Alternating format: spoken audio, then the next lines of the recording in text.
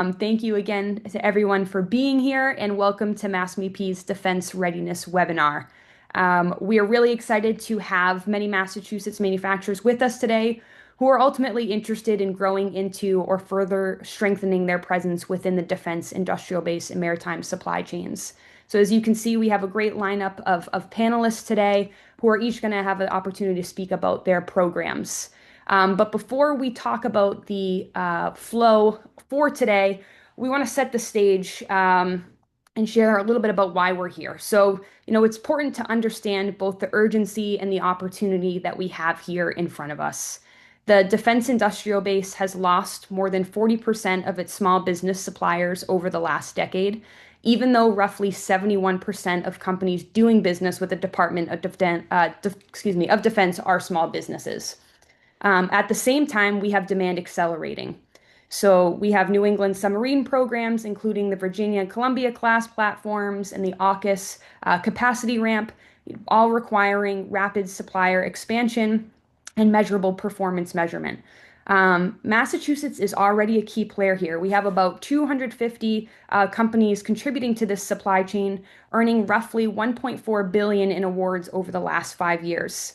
But that being said, the message is clear. The defense ecosystem needs more qualified, capable manufacturers, and Massachusetts businesses are certainly well positioned to step into that gap. So this webinar today is designed to help do exactly that. Over the next 90 minutes, we're going to walk you through practical resources, expert support, and funding options available to help your company build readiness, strengthen competitiveness, and confidently pursue defense-related contracts. Today, you're going to hear from MassMEP and key partners about government readiness support, targeted government contracting assistance through the Massachusetts APEX Accelerator program, one of our talented third-party providers, Acceleration Engineering. You're going to hear about the cybersecurity landscape with Synagex, including the defense-specific requirements that manufacturers need to be prepared for. And we're also going to share MassMEP's strategic maritime industrial base road mapping approach to help businesses align capabilities with real defense and maritime supply chain needs. We're also going to highlight grant programs that can offset the cost of training in some areas, implementation, and technical support. So whether you're already doing defense work or exploring it for the first time, our goal is simple. Today, we're looking to connect you to the right tools and people to help you take the next step. So we're really glad you're here. Thank you for taking time out of your busy schedules, especially around the holidays. And we're really looking forward to a great discussion. A couple housekeeping items.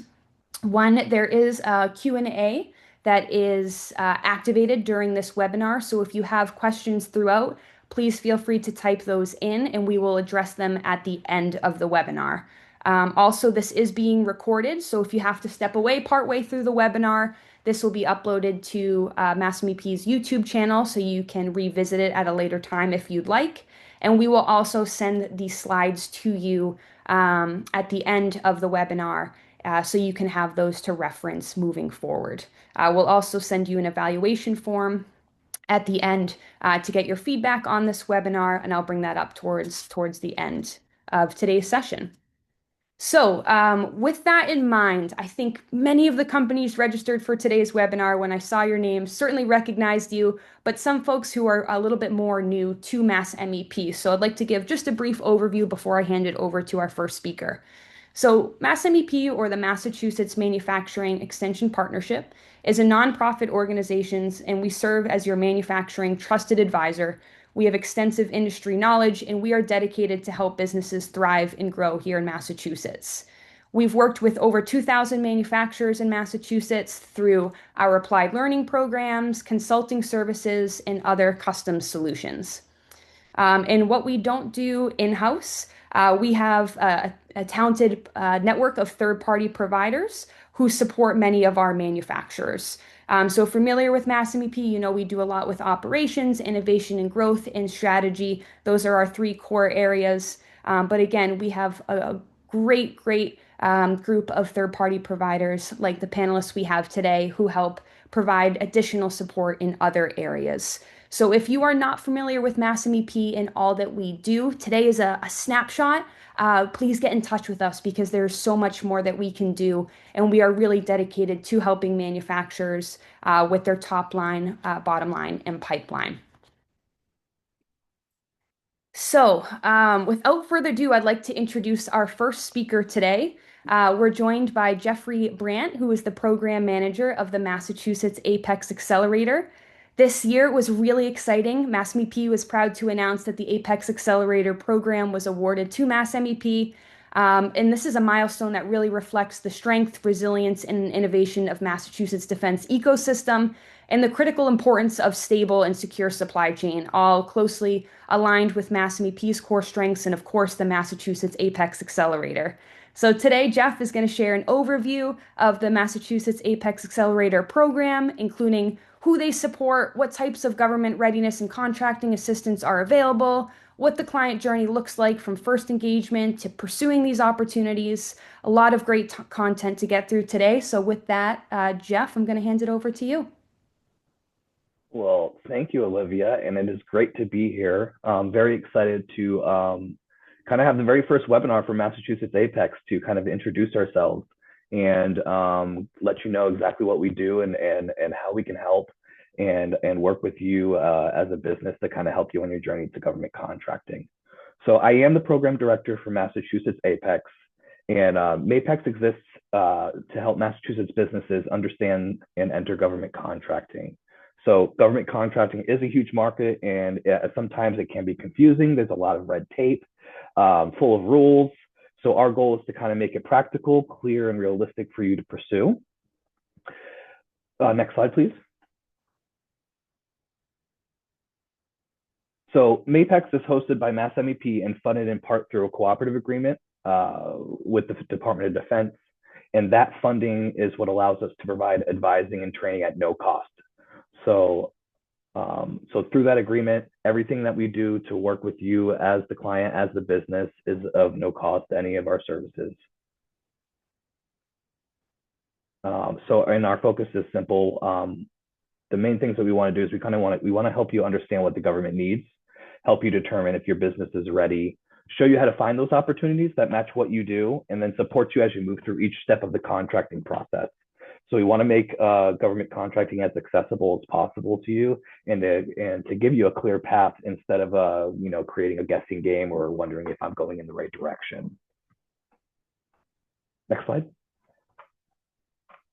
So who we support? So we do support a wide range of businesses across the Commonwealth, including companies that are brand new to government contracting. If you're just trying to dip your toe in this space and understand how it works or what the landscape looks like, we can help you with that. Any businesses that are out there stuck in registrations like your SAM, PIEE, JCP, anything that is within that realm, you can reach out to us and we can help you as well. And then any existing contractors looking to expand into new agencies or prime relationships. So basically, any legitimate Massachusetts business that if you're selling a product or a service and you want to know just more about government contracting, whether it's federal, state, or local, you can reach out to us over here at Mass Apex, and we can sit down and have a conversation. Next slide. So we do help with the full government contract lifecycle. So a few examples of that. We'll help you with market research and opportunity identification. Like I said before, you're the foundation, right? Registration, certifications, and applications. We do have a free bid match service that we do provide to our clients, and that'll be set up for federal, local, and state opportunities. We have a really good training pipeline that's going to be coming up within, I would say, after the new year, where we're going to have at least bi-weekly trainings that are going to go over basics of government contracting, or we're going to have agencies come in or primes come in with their small business liaison officers and introduce themselves and talk to you on how to work with them. And then all the way down to risk and compliance, right? When you're looking into those contracts and you're trying to understand the FAR and the DFAR, and what that means and how that can work and what to do in those situations, right? Reach out to us. We could sit down, go through everything, right? The easiest way to kind of say this is the only two things that we really can't do for you is we can't write your proposal for you, and we can't tell you how to cost anything within your proposal. Next slide. So our program at Mass Apex, this is not Apex nationwide, but our program follows a structured, repeatable model, something that we've created, which we're calling right now the 5-phase client journey. So first phase, right, is registration, right? So as a new client, you come in, we're gonna do intake on you. We want to find out who you are, why did you start the business that you started, right? What are your goals? What are you trying to achieve, right? And really talk through that 3-5 year plan. So just so us as advisors can get a better understanding of who you are and what you do and why you do it, right? But the first phase that we'll usually start at is registration, and we start with the fundamentals, right? So we're going to talk about registering for SAM, showing you what the small business search looks like and why that's important for you as a business trying to get into government contracting, any state portals that you want to get into, we'll talk about, and any other baseline requirements that is specifically tied towards you and your industry. And then moving into the phase 2, right, research and readiness, we're going to look at your capabilities, target agencies, verify and offer you if there's any other NAICS or PSC codes that are applicable to your business.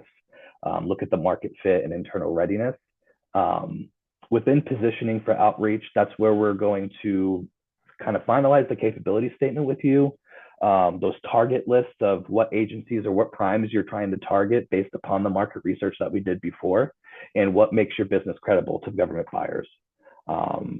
With phase 4, with bid strategy and execution, we're going to show you how to read solicitations, ask questions, and kind of understand and create a go or no-go situation that you can use as a business when you're looking at these solicitations to make a decision on whether you want to go for and create a bid for it. And then the final phase, right, sustainment and growth. We want to create this pipeline for our clients, for our businesses, that once you kind of go through and we not only walk with you with every step, but also train you and show you and give you the knowledge, that we create a very cyclical type platform to where after maybe you've gone through your first proposal or first bid, now you are using us consistently and coming back and saying, hey, Jeff, we just have a quick question about this. Can we meet for 5 minutes so we can kind of have more clarification? Next slide. Oh, that's the last slide. So I just have a couple more things to say. I apologize, Olivia. So what to expect, right? With us, you're going to get advisor-led support. We will give you a tailored action plan, right? We don't want to give you a checklist, but we want to build a plan around your goals and where you are in the 5-phase journey. And then we'll give you hands-on assistance to help with that registrations, compliance, the bid match setup, reviewing opportunities. So our job is to kind of give you clarity and confidence in a system that is often confusing to small businesses. Thanks again for your time. We really appreciate it. We are a very small but mighty team over here at Mass Apex. And as we are kind of getting our feet under us as a new program in partnership with MassMEP, you'll have our contact information at the end of this that you can reach out and sit down and have a conversation with us. So thank you so much for giving me you guys time. Olivia, thank you for the invite. I really appreciate it. Awesome. Our pleasure, Jeff. We're just as excited to have this collaboration ongoing with the Massachusetts Apex Accelerator. It's fantastic. So thank you for that overview. It's incredibly helpful to see what that journey looks like for manufacturing, seeking support, and to know that there's somebody there who can walk through all the complexities that can be working with the government. I think I heard quite a few acronyms during that overview, Jeff. So glad that we have don't somebody worry. to I walk will through send those. an acronym list to everyone after this so everyone can understand. Yeah. Perfect. We'll get an Apex dictionary, government dictionary going. I love Gotcha. it. Appreciate you being here. So up next, I am pleased to introduce our cybersecurity partners over at Synagex. Today we'll be joined by Kathy Olieslager, Director of Information Security, and John Sinopoli, President of Synagex. Synagex is a true partner to MassMEP, providing cybersecurity support to manufacturers all across Massachusetts. Their vision of cybersecurity and IT is to be simple, result-focused technology solutions for clients. And at Synagex, their mission is to deliver true IT as a service, which includes people, processes, tools, and strategy in a way that's easy, engaging, and I say believe it or not, but I believe it because I've seen them. I see how they work. They actually can make it fun, and I promise you, if you work with them, you would be able to see that they're a great group. So today they're going to be speaking about the CMMC implementation timeline, some common misconceptions, their assessment process. And I think it really goes without saying, CMMC, it's an ever-changing and a very hot topic, especially in the defense space. So we're so glad to have them here with us today to bring clarity and practical guidance. So without further ado, Kathy and John, the floor is yours. Awesome. Thank you, Olivia. And great job with those last names. That's not easy. These are some tough ones. So I appreciate the introduction. You stole some of my thunder, but I appreciate it. Saying an IT company is fun is like the ultimate compliment, and we genuinely appreciate it. I'm going to give a quick, just kind of an introduction to who we are, sort of where we came from. Kathy's got a lot of meaty stuff she wants to talk about. I think it answers a lot of questions, that we hear day to day. So we want to get you right to that. But just as a quick introduction, who are we? We're an IT managed service provider that's focused in the defense industrial base. That wasn't something that we initially had sort of intended to do. We had the good fortune of starting to work with a manufacturer early in our life, close to 9, 10 years ago when we started, that was in this space and was trying to grow very quickly. And so we had the good fortune of being able to partner with them to kind of help to guide them to the right place. And I guess why that was interesting. Synagex started when we started with the idea that we were going to be result focused, young enough to not carry over, kind of the mistakes in the industry that we felt were missing, not being result focused. But we also had this sense that compliance was going to be a big part of everyone's lives. Coming from a banking background, myself and some of our leadership team, we just felt like compliance was a part of everybody's life. And boy, were we wrong. uh, when we kind of hit the road, we saw, that the world outside of banking from a regulatory perspective was much different. And so initially we started to pivot, but when we met with this manufacturer who was faced with these challenges around NIST and CMMC compliance to secure business, it with us just kind of felt like a match made in heaven, right? This is something that we're very comfortable with. We love the style and the feel of manufacturing much more so than the suits we came from, and we were able to work through the process, to partner with the cyber AB, to invest in a lot of skills and acumen around the framing of cybersecurity controls that is presented by CMMC and NIST, and have a lot of fun doing it. So today, that's kind of who we are, right? We're very invested in the space. We work with a large amount of manufacturers, especially in our hometown in Massachusetts, and we help to kind of decipher those cybersecurity needs in a way that's just it's easy to digest, right? Because that's what we need in small business is just small, actionable chunks, and an ability to sort of to plan ahead. Next slide, please. This is just a little, toot slide here. We've worked with lots of companies. A lot of these on this slide are in Massachusetts, but our practice is nationwide. When I say our practice is nationwide, I mean we're doing gap assessments for organizations all over the country. We've also done some speaking on behalf of some prime manufacturers and some larger manufacturers like General Dynamics and Air Methods out in Colorado, United Rotorcraft. And what that's done for us is it's given us really kind of a really unique opportunity to understand the challenges on all ends, right? So from the flow down perspective and managing supply chains and some of their lens and perspective on how some of this stuff is going to be dealt with. And then of course, from the small manufacturer's perspective, how the heck to afford, dealing with some of these things and, how to make it simple. So with that, I know many of the folks we work with are builders and engineers, and while I think all of this information is super interesting, the devil's in the details. And I have Kathy here, who's our Director of Information Security, who's about to go through some of those details. So thank you for the time to introduce us. Kathy, take it away. Thank you. Good morning, everybody. So CMMC is now law. Lucky you. So CMMC stands for Cybersecurity Maturity Model Certification. And so what that means now that it is law is that we're all playing a part in keeping the supply chain to the defense industrial base secure. So we're all now going to be holding each other accountable.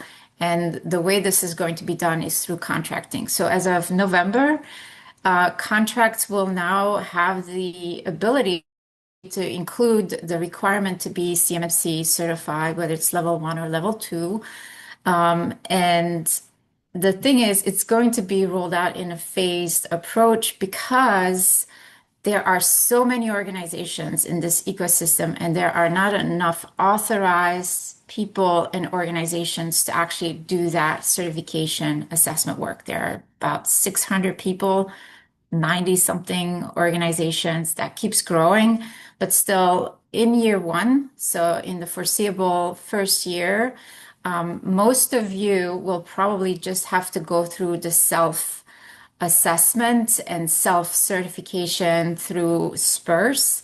However, it is still at the DoD's discretion to say you, because you play a very important role in our ecosystem, you have to kind of go through that certification process sooner than later. So it may still be a requirement, but for most of us, the level 2 self-assessment is going to be for the first year. And ultimately, as time progresses within the next 3 years, everybody has to be certified by a C3 PAO. But it's all about supply chain risk management. So we provide gap assessments, and in my next slide, I kind of talk about some of the misconceptions when I walk in the door with our clients. So if we can progress to the next slide. Yes, perfect. So a common misconception is about scope. And it's very important to understand the actual language that is being used within this framework, and that the C3PA or the certification assessor will be speaking when they're walking through your doors. So it's very important to understand what is the scope, what is the assessment scope versus CUI scopes. There are different layers to that. So kind of look at it as you being an onion, and the certification assessment scope is the entire onion. That includes you, your facilities, all your people, and all your systems, as well as all your external service providers. That includes cloud service providers, as well as your managed service providers. And so you have to be able to categorize all your facilities, people, and assets, and ESPs based on the types of asset classification definitions that the DoD has developed in their CMMC Level 2 scoping guide. So your CUI assets, that's a no-brainer. That are the people and the things that would store, process, or transmit CUI data. The flip side are contract to risk managed assets. Those could be the people in your HR department who have nothing to do with CUI, but they are still a type of asset that you have to be able to document and classify consistently throughout your assessment documentation. Specialized assets would be things like IoT, your machinery, testing equipment, things that could contain CUI. However, you can't implement all of the level of security capabilities required for CUI assets. So you have to be able to document what they are and how you are protecting them within all the different layers of your onion. in order to satisfy the scrutiny of an assessor. Then you have security protection assets. That could be your firewall, your monitoring infrastructure, the SIM, the endpoint protection software, but it's also your MSP. So your MSP is an asset that you have to be able to account for in everything that you do. And then you have to show how you protect the different layers within your organization, your internal boundaries, as well as the external boundaries. So definitely make sure you use that level 2 scoping guide as a resource to help you with all that documentation, which leads to the next slide, which is a common gap. It's documentation. It's such a pain point. And the reason why there are a lot of misses on the documentation front is because you know about the NIST 800-171 revision 2 framework. However, there are two documents you actually have to look side by side at. One is just 800-171. The other one is 800-171A. And that is the one that gives you not just the control description, it tells you A, B, C, D, E. And so A may say, define how you do certain things. B may say, identify who does those things. And so that means in define that you have to have a policy. It has to be defined somewhere in a document. That may also be procedures. Identify may be an asset list, a user list. It may be a network diagram, a CUI data flow diagram. So those are the little details that John was saying, the devil's in the details. That's where it sleeps. That's where you really need to do the proper research in that framework and make sure for every little A, B, C, D, you have all of that implemented because that's where the assessor will look. They will check every single one of those boxes. In addition to those types of documentation, your ESPs, external service providers, including your cloud service providers, and your MSP have to have a shared responsibility matrix document. Ideally, documenting it at the details of the control objectives, not just at the control. So the more detail, the better. Your assessor will be very happy. So just make sure that they have body of evidence supporting you in preparation of your assessment. Another thing worth noting is for cloud service providers, if they store, transmit, process CUI, they also have to go through FedRAMP moderate certification. So they have to be completely compliant with that framework, be able to provide body of evidence that they are compliant.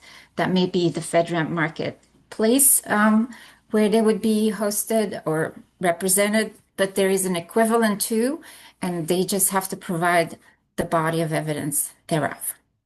So that's documentation. Let's move on to the next slide.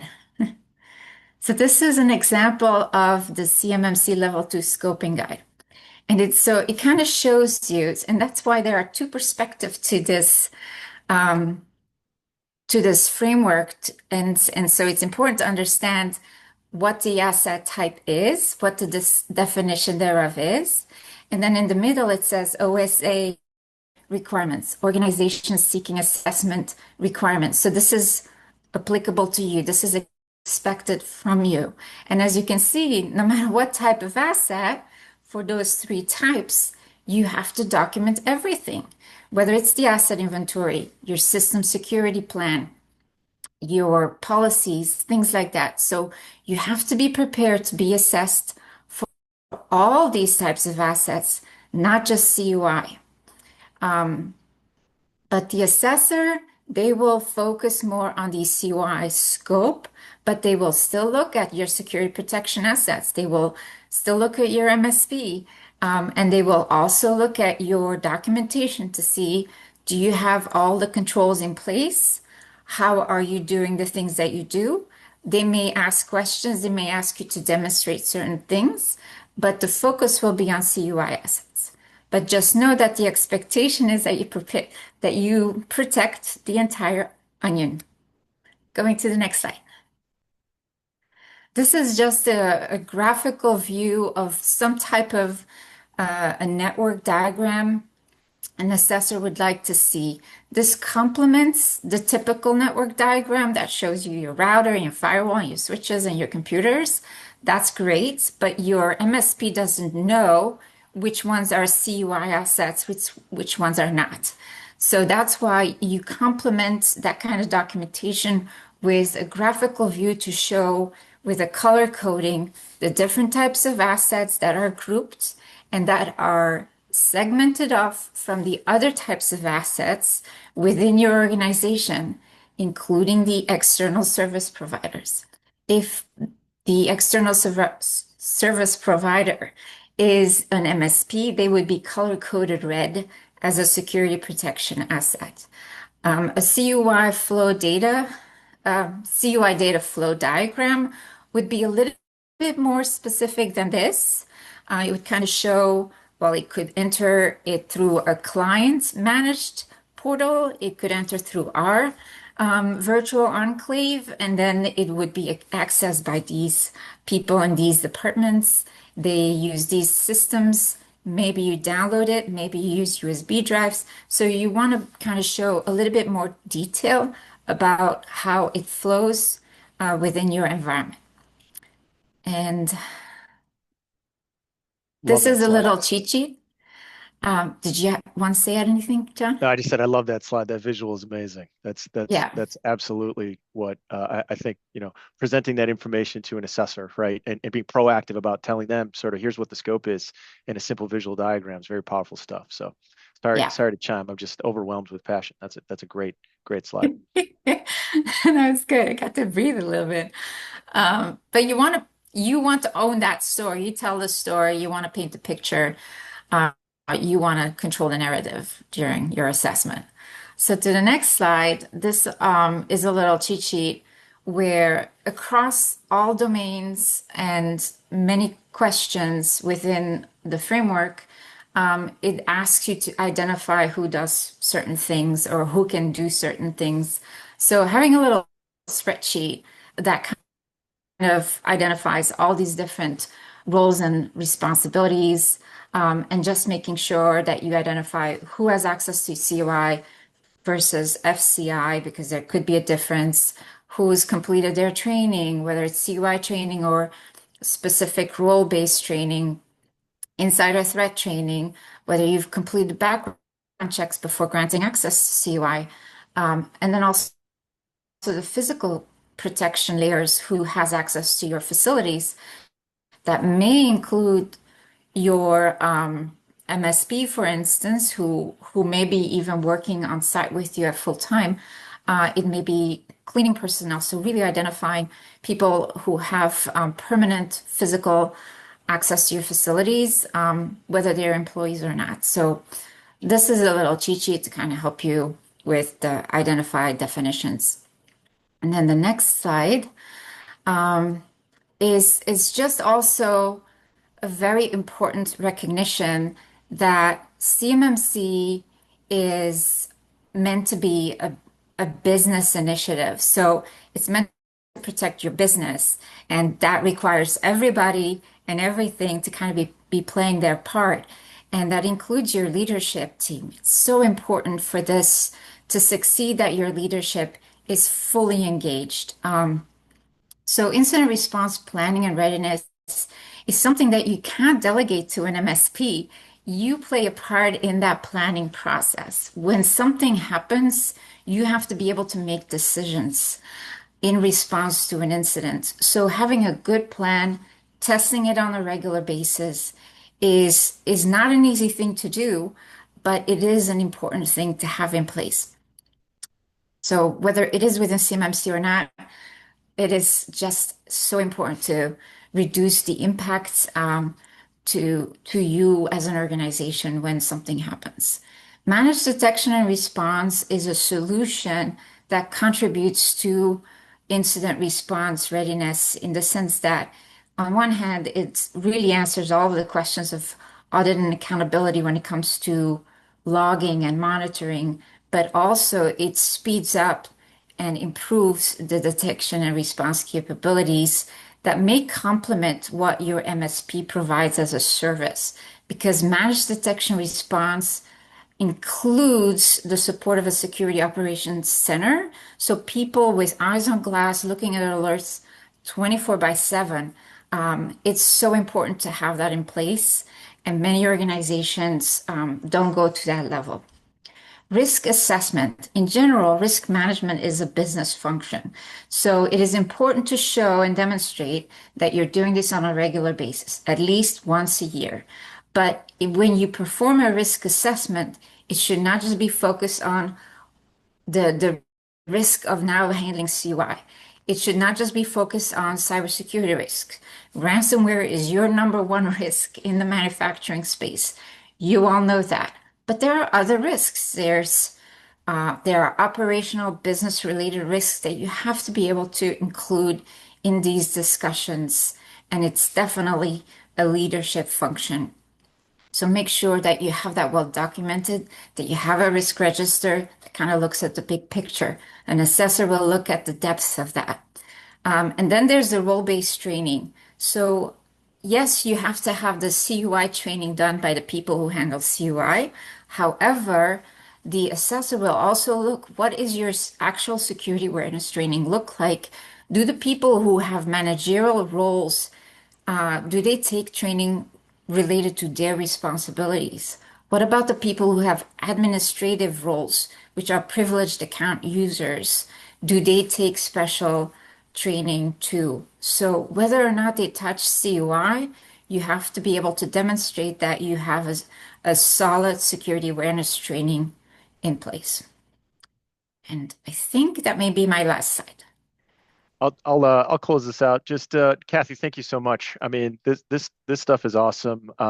Constantly when we're out talking to folks, it's this sort of, you know, give me the details, give me the understanding of sort of, you know, tell me exactly what do you mean by this piece, and it's really interesting to kind of see it, talk about it.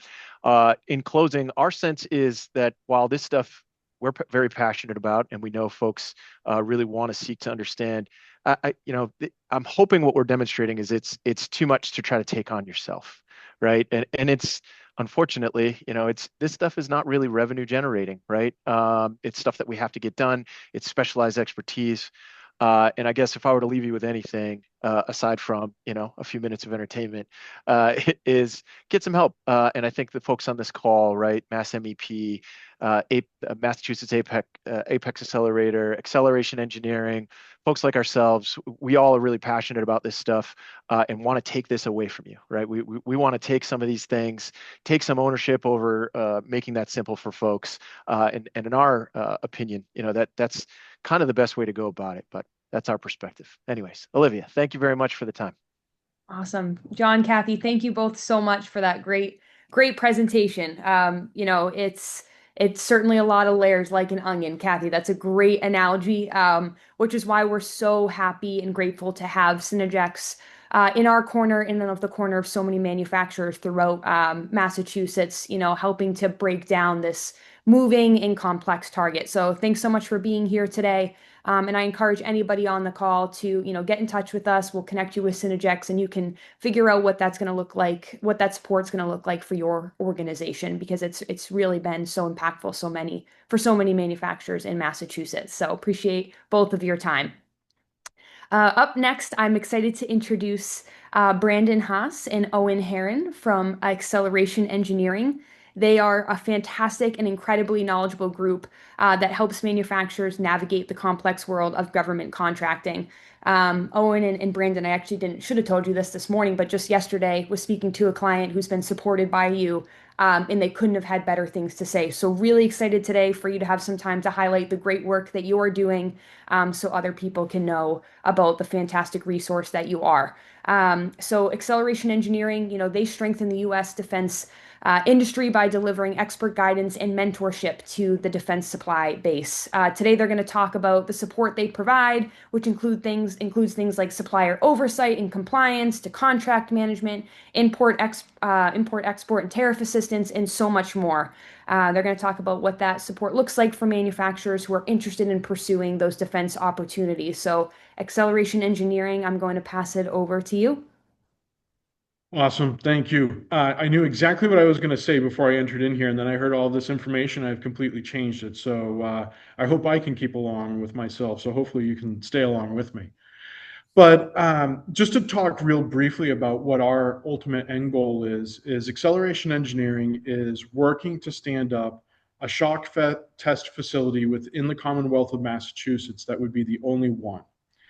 And all equipment that ultimately goes on a submarine, an aircraft carrier, any sort of other combatant vessel has to go through high impact shock and vibration testing.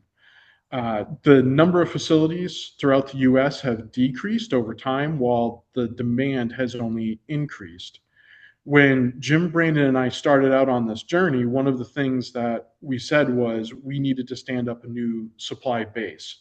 So our end goal within the next 3 years is for the US Navy to come to us and say, we have a problem and we need it to be solved, and that we could be the one-stop shop for engineering design, prototype, and qualification, removing a number of layers from that evolution that currently exists. But we won't be able to do everything, right? So we needed to stand up a supply base. There's a little bit of a story about how we got hooked up with MassMEP, but what has been great about it is it's given us an even greater audience in the state of Mass to go and provide those oversight things that Olivia just talked about. What I want to just go back on super quick is a couple of points that we hit here, right? We're looking to buy a new building or build a new building. We've had our own company challenges with that, but I randomly stopped at a building being built the other day, walked in. It was owned by a guy who has a machine shop. I tried to tell him what it was that, we could do and we could help support. And his response was, we already support the Defense Industrial Base. He said, we already support DoD. And as I looked around, I said, well, if that's true and you actually do, it's not going to be for long, right? Because there was none of the infrastructure things that were talked about either from Apex, Synagex, or some of the stuff that we're going to cover.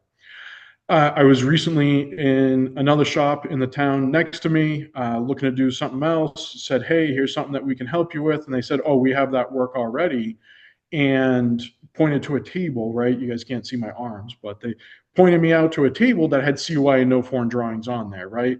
Definitely shouldn't have had that. And then I even worked at a place where not following these processes, a foreign national was hired, and that turned out to be a huge challenge, right? So acceleration engineering is driving to this ability to expedite the design and qualification of components going to the maritime industrial base, and we need suppliers that understand what these challenges are. What I'm going to do is, if anybody can figure out what DVDT stands for, lay it in the comments, and whoever wins, I'll ask Olivia to reach out and get us in touch so that you can get a acceleration engineering t-shirt, but I won't define it right now, to just leave that challenge out there.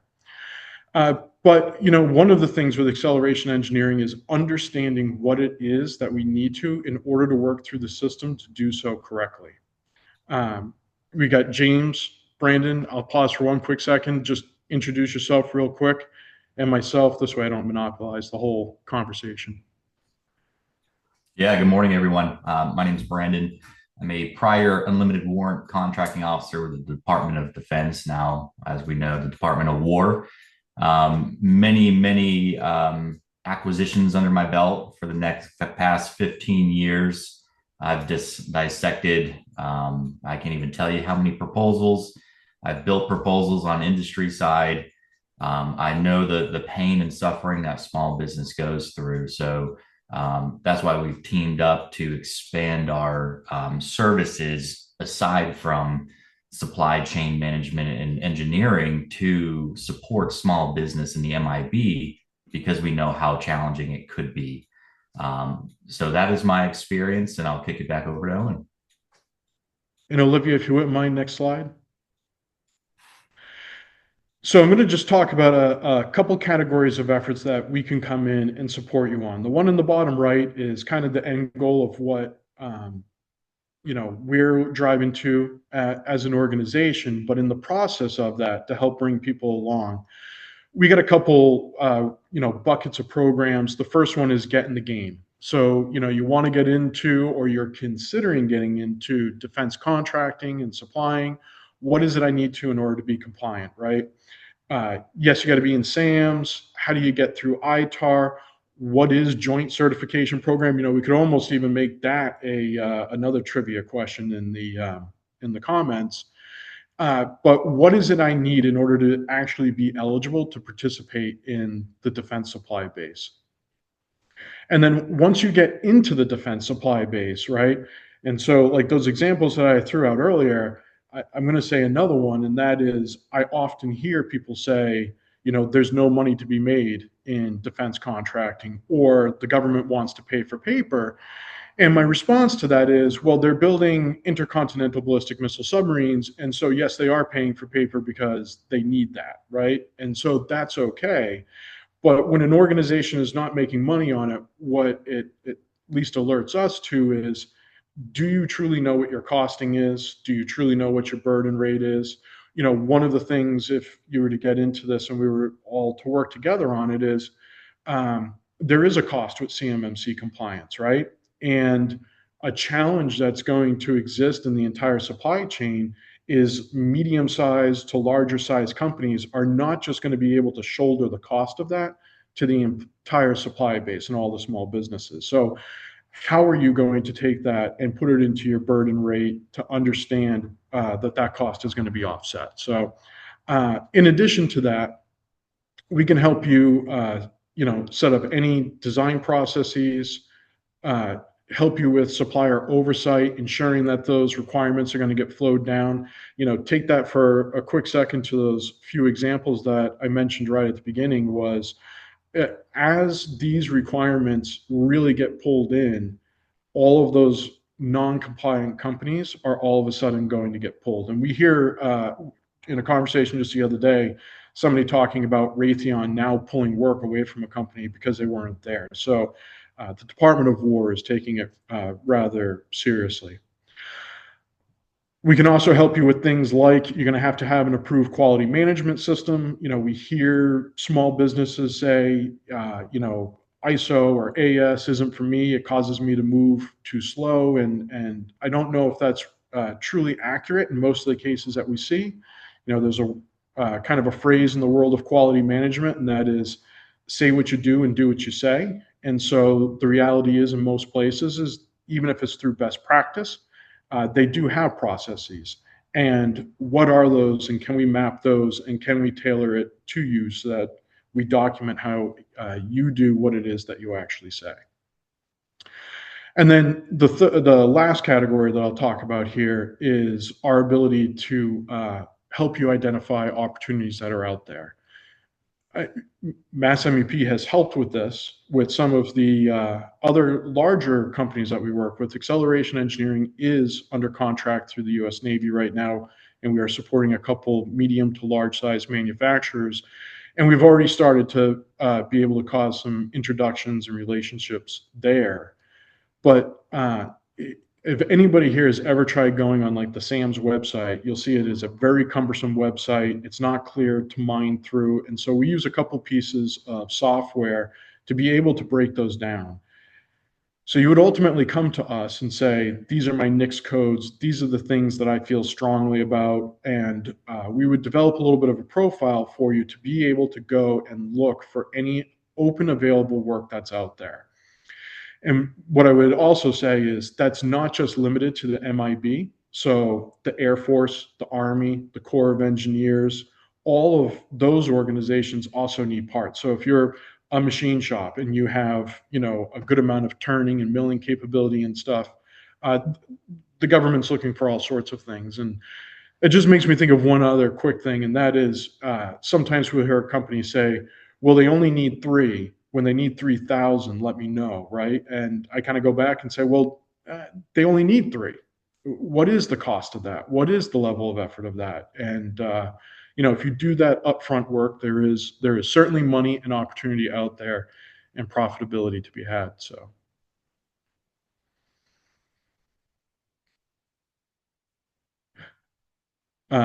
Thank you. I think I hit most of these. But anything that we can do, if you're working with an existing supplier right now, I just see like non-conformance support and stuff like that. Any sort of contract binds that you hit into, it's just maybe one other quick rant on that would be, it's interesting to see where we come to these standoffs of expectation versus reality and the contractual impasse, right? So certainly if you found yourself at a challenge where somebody wrote a contract document long before design or effort was actually done, and you might be challenged to meet the verbatim requirements of that, is how do we get a path forward? Awesome. Thank you so much, Owen and Brandon. That's so helpful. And what you just mentioned about the story with the making three, but I want 3,000 really resonates and reminds me of even cybersecurity sometimes where folks are saying, well, I don't want to invest in all of this if I don't know if there's work out there for me. Well, work can't be shared with you in the drawings unless you have cybersecurity, right? So it's like this chicken and egg thing, but oftentimes, what might seem like a risk can really be really rewarding in the end. So grateful for all the support that acceleration engineering has provided to our clients. And like I said, those that have worked with you have raved about it and really been, transformative for their business as they're trying to work in this space. So appreciate all that you do. And as I say, for every speaker, if you're interested in learning more, we'll give you contact information at the end where we can get you connected with acceleration engineering or any of the providers speaking to their services today. So Owen and Brandon, thanks so much. Thank you. Up next, we're going to shift to another key resource that MassMEP offers to companies looking to either enter or grow into the defense maritime space. This is especially helpful if you're not sure where to start. So I'm going to be introducing Richard Goyette from MassMEP, who's going to walk us through our maritime industrial-based road mapping service. This is a thorough and hands-on process that helps manufacturers build a clear strategic roadmap. We've used this specifically to support companies interested in entering the maritime industrial base. I know Richard's going to mention how it can also be manipulated to other industries as well. It's a really robust and great process. So, Richard, I'll stop talking and let you speak to all the great work that you've been doing with our clients at MassMEP. Thank you, Olivia. That's a very good introduction. I appreciate that. And kind of building off of that, if you want to go to the next slide, is the big question of, we heard from Owen and John and everybody else today about all the things you have to do in the DoD space, and how are you going to do that? And then remembering that businesses aren't based on just one product line or one industry that they support. They usually support multiple industries. So how are you going to integrate all of that into everything else that you're already doing? Which is why we spend time at MassMEP to really work on developing a roadmap, or at least a roadmap process. And the idea is we're going to work directly with you to baseline where is your company right now, and then figure out where you want to go and work on those details on how you're going to get there. Basic idea, but overall, it's the idea that we're going to work together to do this. I'm not going to go off and create a roadmap and then give it to you. And that roadmap is also going to be integrated with your whole business, because the last thing that you want is that all you're focused on is DoD work, and the DoD work decreases. You want to make sure that it's a balanced approach with all of your other work. So next slide. So when we do the roadmap, we break it into 5 pieces that we're looking at throughout your company. Like I said, it doesn't matter if this is just DoD work or in your other business as well. I really need to know how they all work together. So we go through, what does your workforce agility look like? How are you adapting to things like the difficulty in finding personnel nowadays? Or if you need highly technical people, where is that pipeline of people coming from? Your supply chain readiness. Do you have the supplies that you need? If you have to domesticate some of your supplies, how are you doing that?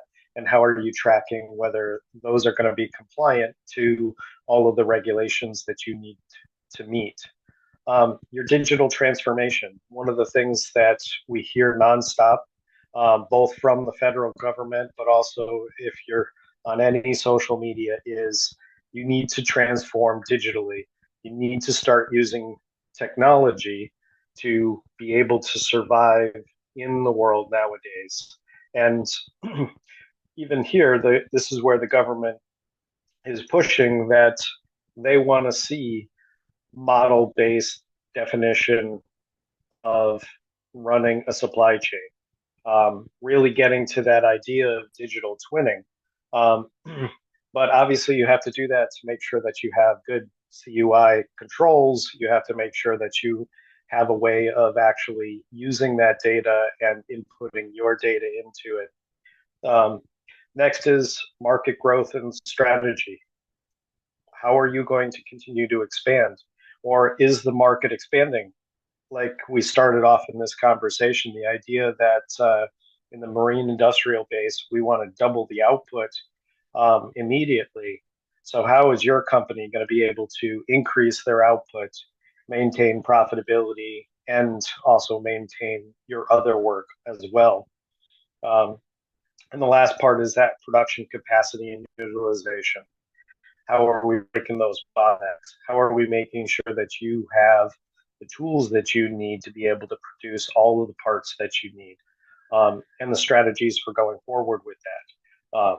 That could be your operational excellence, your lean programs, your Six Sigma programs, as well as all of your automation of your machines. Or how are you going to account for a 50% inability to fill roles starting in 2032? So we talk a lot about that, figure out how are you going to go into that direction. Next slide. So the process is fairly detailed, each of an individual part. Overall, this is how it goes through. We do a site walkthrough. We talk through what are your business objectives, what do you really want to do, and get together with the whole leadership team to understand who you are, where you are in your journey. We do make sure that we do an NDA, so that way there, the conversation, is controlled and protected. Then we go into really defining what is your true north. And that starts with understanding your current state through interviews, through analysis of what the way that the supply chain sees you from the public point of view, and what are those challenges and opportunities geopolitically, both in the state, the nation, and the world as in large. So that presents some challenges and presents some opportunities, which we'll go through and talk about. Then we put that all together, say this is where you are, and that's where you want to be. What are all the things we actually need to do to get there? Usually I call this programs and projects. So what is the big program that's going to get us there, and all of those projects that are going to support that program to move us forward. That takes some time to understand and make sure that we're prioritizing them in the right order and allocating the right amount of resources. If you have one person that's on 12 simultaneous projects, well, the projects are not going to quite get done. Speaking of that, if you have 12 simultaneous projects, they're probably not going to get done anyways. You really got to look at what is the capacity that you have capability of supporting and continuing. Once we have all of that, now how are we supporting you going forward? That could be bringing in acceleration engineering. That could be bringing in Synagex. That could be the APEX Accelerator coming in and helping you out. That could be MassMEP supporting you with grants or finding you other avenues, or doing our trainings or support or consulting that we would do to help you move forward on executing your strategic direction. Next slide. So just a little brief overview of what this looks like. Like I said, it's broken into 5 different steps. And in each step, we have subcategories in which we're looking at. And we'll give you this chart of where you are in a reactive to adaptive state in all of these points. So you can really understand where am I in comparison to um, a lot of different organizations, manufacturing organizations throughout the state of Massachusetts. Um, and then where can I go? Sometimes people just don't know what is the best idea for moving forward, or how can I move forward. This helps to really understand where you are and what do those things look like as you move forward. Next slide. We see that usually people fall into a couple of different categories.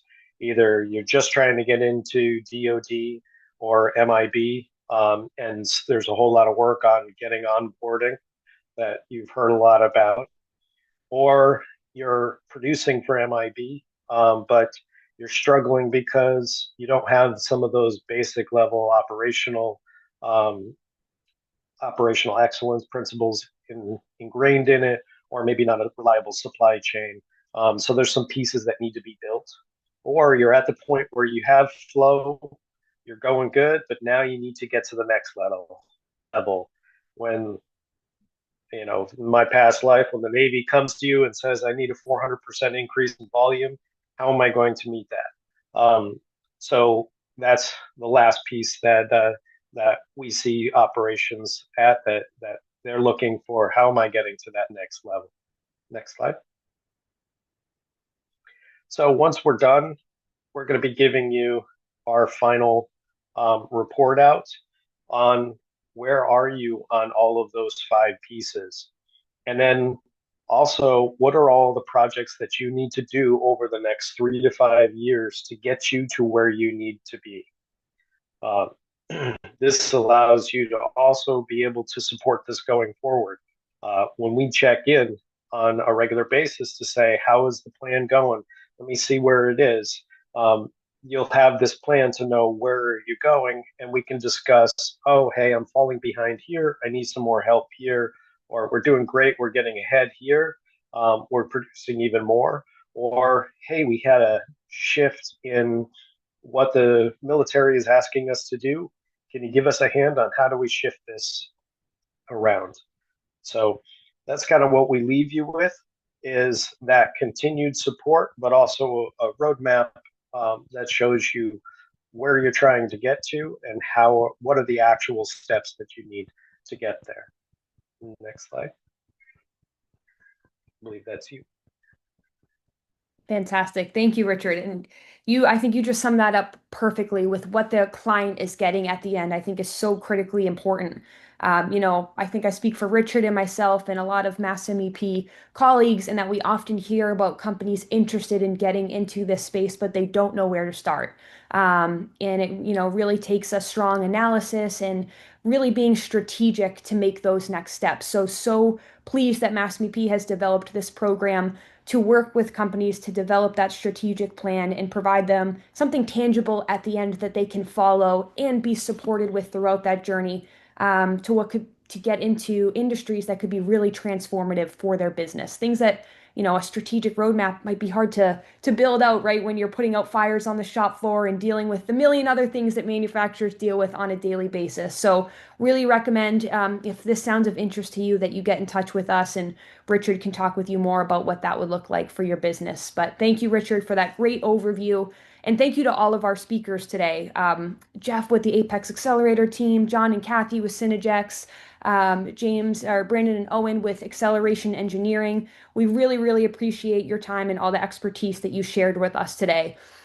We're really confident that with your support, so many of the already talented manufacturers in Massachusetts can get access to resources to help them take that next step, and really help to strengthen what's a critically important industry and needs the support of the small and medium-sized manufacturers that we have here in the Commonwealth. So really appreciate all of the speakers' time today. Before I start talking about grant funding opportunities, I do want to just give a quick reminder that we are going to be doing a quick Q&A session at the end of this session. So if you have a question, please feel free to enter those in the Q&A spot on Zoom, and we'll be addressing those at the end. So to talk a bit about grant funding opportunities today, we highlighted great programs, and often the question of manufacturers is, what resources are available in the state to offset some of those costs. So the first program that I'm going to speak to today is called the Express Grant Program, and this can help to offset the cyber assessment training with Synagex. I'm going to speak to the other program that has the potential to offset costs of work with acceleration engineering in the maritime industrial base, strategic road mapping, as those do not qualify for Express Grant. But for the cybersecurity assessment training with Synagex, there is funding available through the Express Grant program. And that allows $15,000 per business per calendar year. And companies that have 100 or fewer employees are eligible to access those funds. And there are reimbursement funds. So there's a per person cap up to $3,000 per employee per course, and an hourly cap that can be reimbursed for you, to you at $300 per hour. So I know grant lingo and what works, what doesn't work. You have your person cap and your hourly rate cap. It can be really confusing. Please know that MassMEP can support you and help you better understand all of this. The purpose of today is just to kind of whet your appetite, let you know that there is funding, potentially available for you if that was of interest. So with that reimbursement, you either have a 100% threshold or a 50%, and that's going to depend on the size of your business. So if you have between 1 and 50 Massachusetts employees, you are eligible for up to 100% reimbursement. And if you have 51 to 100, you're eligible for up to 50%. And after I touch upon the New Jersey RCAP grant next, I will show you what that breakdown would look like specific to the cybersecurity assessment training program. But before I give that example, I want to circle back to the potential funding opportunities to fund some of the work with acceleration engineering or the MassMEP strategic roadmap. So there's a program called the New Jersey RCAP. Yes, we are in Massachusetts. The reason it's called that is this was a grant in collaboration with some of the other MEP centers, including the New Jersey MEP, who was overseeing the program. So RCAP is the Rolling Competitive Awards Program. The acronym isn't super important, but what is important is the intention of that grant, which is to support companies who are interested in either entering or expanding within the defense industrial base. So if you are interested in working with acceleration engineering or doing the strategic road mapping, reach out to Richard, whose contact information I'm going to provide at the end, and we can talk about what that funding might look like for your company. With that, I'm going to circle back to the Express Grant and how this example would look for the cybersecurity assessment training. So the total cost of that training is $15,000, which covers the 40 hours. So with the grant cap of $300 per hour, there would be $12,000 maximum eligibility to be reimbursed through the Express Grant program. But again, then you're going to have the caveats of companies with 1 to 50 employees, 50 to 100. So if you had a company that had under 50 employees, the grant could reimburse, right, the $12,000, just leaving that out-of-pocket cost of $3,000 to get us to the total cost of the program, which is $15,000. If you had 51 to 100 employees, now you're looking at 50% of that $12,000 cost, right? Because that's what can be covered under that $300 per hour rate. So the grant would reimburse 50% of $12,000, which is $6,000, and then the out-of-pocket costs would be $9,000. So, and I also want to note that there's also that layer of $3,000 per employee per course. So you would need to have 4 trainees for the purpose to use the full $12,000. So if it sounds like I'm speaking a different language right now, again, let me reiterate that MassMEP would be there to support you, understand what this would look like for your business, and walk you through the Express Grant process, which is fairly, I think, simple and easy as far as grants go. But reach out to us if you're interested in learning more about that, whether it be the Express Grant applying to the cybersecurity training or the many other programs that MassMEP offers, or if you're interested in whether or not there's the potential for the New Jersey RCAP grant to support your work with acceleration engineering or the maritime industrial-based strategic road mapping. So just a little snapshot about the grant funding opportunities. And if you're interested in learning more, like I said, Richard is going to be your point of contact, and I've provided his email here. Don't feel like you have to get out a pencil and scatter his email down and be worried that you're not going to be able to read chicken scratch later. I've been there before. We're going to send all of these slides to you at the end, so you'll get his email address. With that, I'm going to take a quick look over to the Q&A and see if we have any questions here. Oh, there we go. We have Alex knew the DVDT. Fantastic. I love it. All right. And we had some questions sent to us ahead of time, so I'm going to dip into these as well. But as we're going through these, please feel free to add in anything else that might pop up. All right. Looks like we have a question here for Jeff in the MA APEX program. So someone's wondering if their business is new to government contracting, what would be the first thing that you would recommend they focus on after today's session? Yeah, so after today's session, obviously the focus would be to contact us so we can set up an intake, so we can sit down with you and understand who you are and what you're trying to do. And then through that intake, we'll understand, what it is that you sell, what services do you provide, what have you heard about government contracting or not have heard, so we can kind of get just a better understanding of who you are, and then start creating, your roadmap from there. So that's kind of where I would start. I would just start with all of that, and then, as like you said before, all the acronyms that are involved with government contracting, and it might seem a little heavy to understand understand all in the beginning. That's where we'll kind of step in and kind of give you an easier flow to kind of get into the contracting process. Awesome. That's great, Jeff. Thank you. I think to piggyback off that, I'm seeing another question. And someone's wondering, how do I know if the government actually wants to buy what my business offers? I've been asked that question before. So curious about this from your perspective. How do you help them figure that out? Yeah, so the big question always is, does the government buy what I sell, right? And the way that we over here at Apex kind of accomplish that is the end goal kind of being, getting you a bid match subscription. But the way that we kind of do our market research is, through a myriad of websites. But the big one that I focus on myself is I go into sam.gov, and I have an ad hoc process where I grab all contract data, depending upon your NAICS and your product service codes. And I take that data and put it in an Excel spreadsheet, get all fancy and create pivot tables, and really just identify, one, how much is being spent in those NAICS, two, what agencies are spending the most amount of money, and that we can dilute that all the way down into the contracting office who's actually pressing go. And then some other tabs that we'll create is, competitors and partners. Are there any big primes that are winning? Because that could offer opportunities to reach out to those primes to maybe subcontract or work with them. And then even down to the socioeconomic certifications, right? We can see if, let's say, for instance, you're an SDBOSB, right? Veteran-owned small business, right? We can go ahead and see how much was actually spent, set aside for that specific certification, to see if that's, if that's something that's part of the, avenue or where we want to go down, with the business. So there's once we kind of dig in and have that really 30,000-foot view of the market research, the way that pivot table works, we can add and take away things to kind of see exactly what that market looks like for you. Awesome. That's great, Jeff. Thank you. And sounds like certainly something I know a lot of companies would be interested in as they're trying to get into this space. So that's fantastic. I'm going to switch gears and seeing two questions for the Synagex team.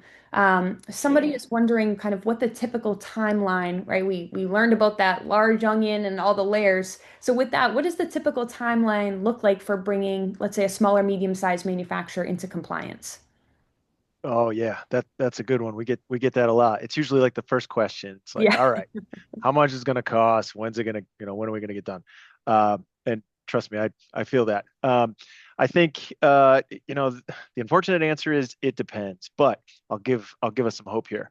Um, we've worked with businesses, who have started with a negative score during their gap assessment, and within about 90 days, had a pretty confident compliance score. I don't recommend it. I think it's a lot of pain, right? It's not really the technology deployment and uh, it's managing change. It's the amount of time that has to be committed to developing all of the policies and documents, that are enforceable, reasonable. And to us, really the idea of compliance is more about maturity. And so to jam that into a small window of time for the sake of trying to check the box, we don't recommend it, but it's doable. It's Hmm. doable. It depends on how much pain you're willing to sign up for. Yeah, understood. So it can vary, but you're recommending give yourself time to work through the onion, sounds like, John. Be strategic, right? And I know that can be tough, but if you work Absolutely. with the right partners and you get some good advice, you really can create some chunks, right? Create some chunks, and you can bite off, stuff depending on your appetite or need to meet a certain score for that contract. Knowing we all have to get there, right? We're big believers in creating those bite-sized chunks and being strategic about it rather than just trying to push through it all very quickly. Absolutely. No, that makes sense. And someone is wondering, and I know with the November 10th date, things started to get a lot more real. Since someone's wondering, or if you have any thoughts on how those smaller and medium-sized companies are managing their suppliers in terms of now their requirement to be CMMC compliant. What are your thoughts on that? Yeah, that's another meaty one. You've got some good ones there, Olivia. Um, Kathy, feel free to chime in. I think we get a lot of different perspectives on this as well, right? I think the rule says, and again, Kathy, chime in, but it says, I mean, we have to worry about that, right? Our Sure. supply chain is kind of our responsibility, right? To make sure that we're working with suppliers who are compliant. Um, I think the perspective that I have that comes top of mind is working with some of the larger manufacturers and doing some speaking on their behalf and sort of how seriously they are taking it, right? I mean, they have the same, these prime manufacturers have the same commitment. And, they're going so far as to trying to make investments to educate folks to, not to take hard lines, but to really start to move the ball there, right? To be proactive about making sure that their supply chain is in a good place before it becomes a problem. Hmm. So it's a similar answer, right? I think it's something that's going to need to be done, right? And so if we know it's out there, it's just much easier to be strategic about it, to start the conversations, to start to propagate, some of the urgency around becoming compliant and to encourage those folks to get some help. That's my perspective, but I don't know if you have anything else, Kathy. The one thing that causes a lot of confusion is the actual CUI marking. Many people just don't know if they're getting that kind of data or not. So the advice would be to definitely have the conversation with your client's contracting officer to determine, are we going to be receiving CUI? And what does that look like? So I think, and can you negotiate that to say, can we not get CUI from you and kind of put the stop in place while still, trying to protect your organization, the operational integrity within the supply chain, right? So that's very important. But if you can try to reduce that CUI scope, awesome. Now, if you plan to receive CUI and then also share it with your contractors, then you have to have that same conversation with them and implement some level of accountability within your contract so that you can trust your vendors and your clients can trust you. Hmm. That makes a lot of sense. So the answer, what about my solution was going to be get a stack of postcards printed to send your suppliers that says, "Have you heard of Synagex?" What do we think? I love that answer. That sounds great. I could have just said that. Yeah, thank you, Yeah. Olivia. You're much better at this. Yeah. No, that's fantastic. And being strategic is certainly very, very important as things are changing and becoming more well-defined. Certainly been on the horizon for a while, but I'm sure, both of you have seen people who have been much more proactive versus not. And same can be said about managing supply chains. Yeah, for sure. It's a tough one, right? Who's got time for all this stuff? But Yeah, at some point, yeah, it does need to be addressed. absolutely. And it looks like we now have a question for Richard in the road mapping process. Richard, someone's wondering if you'd recommend speaking to them if they already have a created strategy. What would that look like if they already have something in place? Yeah, that's a good question. And I've already done a number of these with companies that do have a strategy already in place. And we take the strategy in to begin with, and really go through it. Part of the thing is seeing this from the outside of the walls. People tend to become a little bit of a tunnel vision when they put together strategies if they've been in the same company for a long period of time. So we get an outside perspective. We were able to open you up and also point out where you might be missing pieces in the strategy already, or where you may need to get a whole lot more in depth with a particular part, or maybe you don't need to get a whole lot in depth with a different part that you already did. So I feel like having a strategy doesn't eliminate you from going through the road mapping process. I think it's a good way to make sure that your strategy is aligned to what you really want to do. Hmm. Absolutely, yeah. Sometimes getting another point of view is critically important, and glad to hear that that strategy is integrated and considered as you're building out your roadmap. So great to hear. Thanks, Richard. And the acceleration engineering team, we'll wrap up with a question for you. Somebody is curious about, they're hearing about all of the opportunities within the maritime industrial base, but they're struggling to find them and then kind of act on them once they find them. I know you spoke about this in your presentation, but wondering if you can provide more detail or an example on, how you approach that and support manufacturers facing that challenge. Yeah, and I'm glad that we got a chance to come back because you mentioned about like a 40% decline in the amount of small businesses able to contribute to the space. Hmm. And to all these compliance things that we just talked about, like my question for the audience would be, what is that additional reduction going to be? Because there's going Yep, to be a bunch of people that are now not going to be eligible.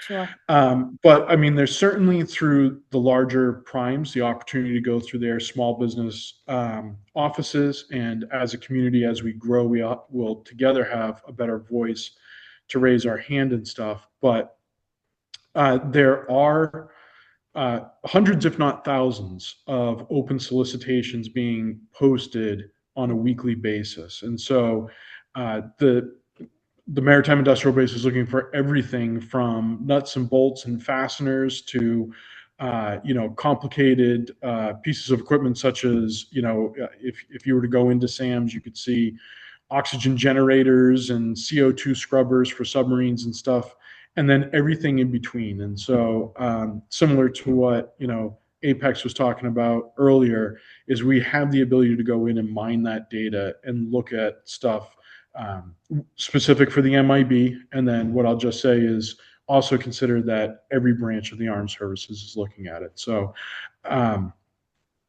A similar point, we would want to get together, talk about what your core competencies are. What do you feel strong about?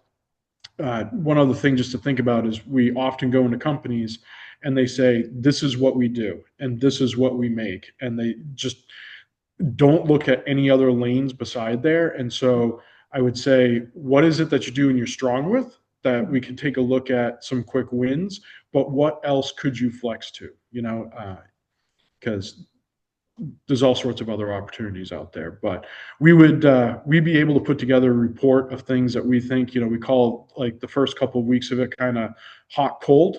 We can pull some examples together, send them to you, you look at it, this is something we feel strong about. Please don't ever send us one of these again. And over a course of a little bit of time, we'll hone in on that together. Hmm. That's fantastic. And I feel like a similar thread to, what Richard's saying with somebody who has a strategy already and, can this benefit for me? doing a new road mapping process? And the answer is yes, right? An extra set of eyes. So with acceleration engineering going in and, somebody thinking this is what we do and what we do only, you're able to take a new perspective and help them broaden their horizons. So incredibly meaningful. And we've seen how impactful that support can be for our clients. So appreciate those insights there. We're 6 minutes prior to 11:30, so we're gonna wrap up today. We covered a lot of ground, and so truly want to thank everybody for their time. Again, to the speakers for being here, and to manufacturers that took time out of your day to be here today. We know 90 minutes away from the shop floor, it's meaningful and means a lot. So appreciate you joining us to learn more. The takeaway today, I think, simple amongst all the complexity of what working with the government can be. It's simple, and the takeaway in that Massachusetts manufacturers are really well positioned to play a bigger role in the defense and maritime supply chains. And there's real support, as you've heard from today, to help you do that. So whether you're just starting to explore the space, or whether you're already taking steps in that direction, the point of today was to show you that you do not have to navigate it on your own. There are clear paths and practical resources and experienced partners ready to help. So if anything from today sparked your interest, raised questions, or made you think this could be next step for us, or I heard something, I think this sounds where we should go next, but I don't know, reach out to us. Let's have a conversation, and we'll turn that curiosity into a real plan. So thank you to all for your time today. We appreciate you being here. We look forward to staying connected and supporting your next steps, and wishing everybody a safe, happy, and restful holiday season.